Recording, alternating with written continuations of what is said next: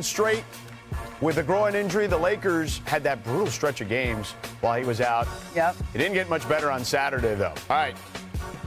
LeBron back in action, as we mentioned. Missed the previous 7 with the groin injury. Early in the first quarter, Bulls leading 3-2. Luka finds LeBron on the drive. Like he never left. And LeBron back to work. This time he finds Jackson Hayes. Jackson Hayes has got a new lease on life. Yeah, he does. Oh, you think? Yeah. Midas Buzelis gets in the action here. Behind the back. Sleep on a young fella. Come on Where was now. that in the dunk contest? Why didn't he do that in San Francisco? Yeah, right? Come on, Midas. 3 minutes left in the second. Lakers down 57-51.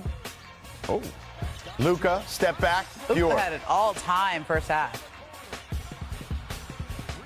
And Luka gets the carom here from the logo.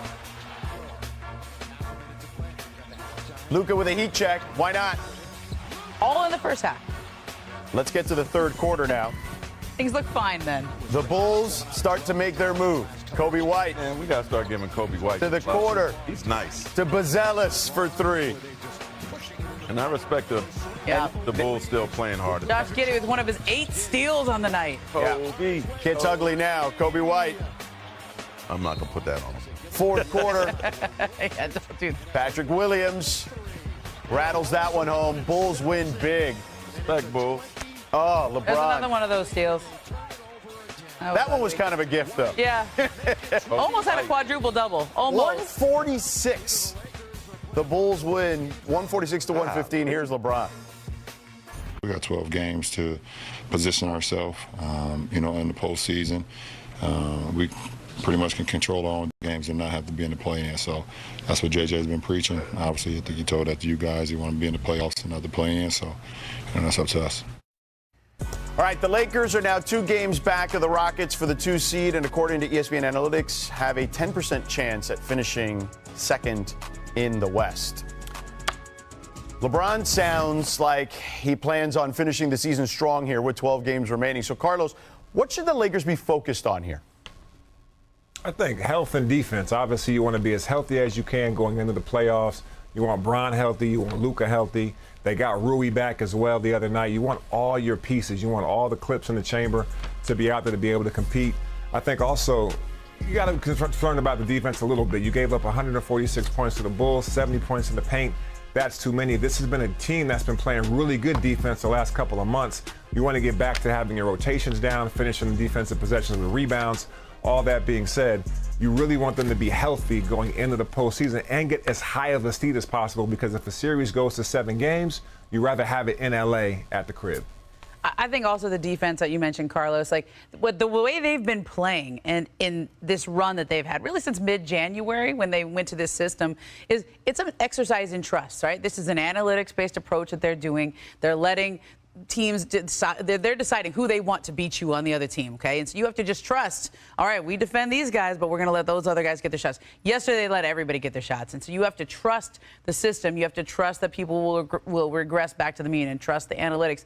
Right here, they just let everybody score yesterday. And I mean, 146 is wild. Everybody scored. And I think, and we all said this after the trade. Okay, they traded Anthony Davis and Max Christie, 2 great defensive players. How are they going to guard in the paint? Now, I think in this game, this was more of a pace issue. I think Chicago gets up and down the court, and so that changes your defense in the half court. They need to get back to trusting it, and that, to me, came down to LeBron James. He was the defensive quarterback out there, and as soon as he gets healthy and back into his rhythm, that's when we see if that defense can hold.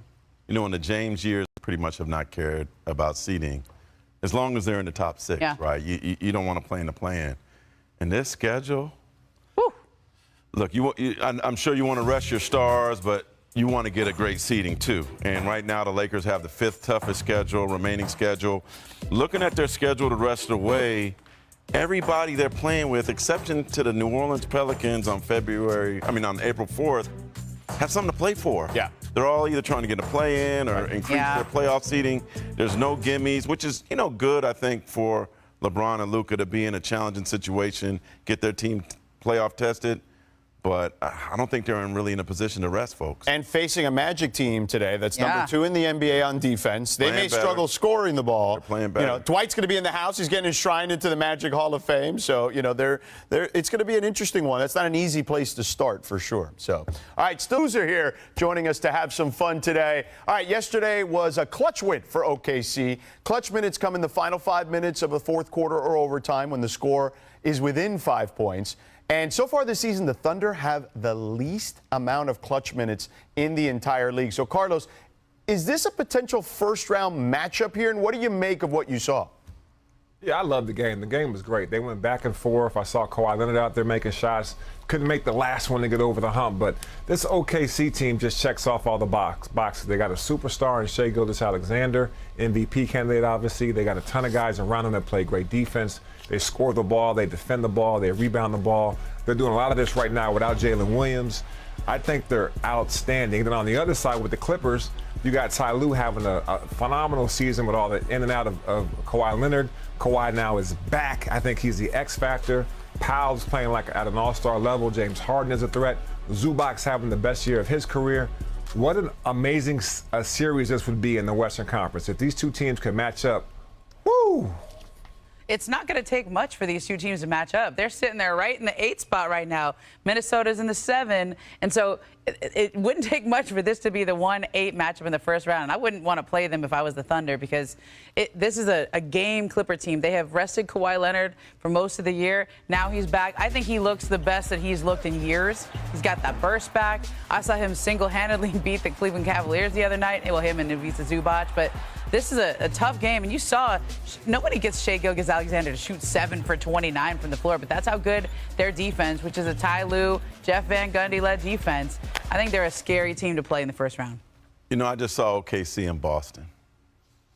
They look good. They look good. But we want to nitpick, right? We got to nitpick. They're the youngest team in the league. There's NCAA tournament teams that are more older than they are. Almost. They haven't gotten over the hump. They lost in the second round last year, right? They haven't really dealt with adversity. I'm going to start giving them some love, man. They're good.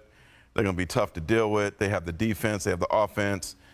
Caruso, Hartenstein is taking them to the next level. But we're going to continue to nitpick them until they finally get over the hump. Mark, isn't that what happened the last time? When you had KD and Harden and Russell Westbrook and they went to the finals 1 year ahead of time, and everybody said, well, they're too young. They'll be back over and over and over. That was the only time that group went.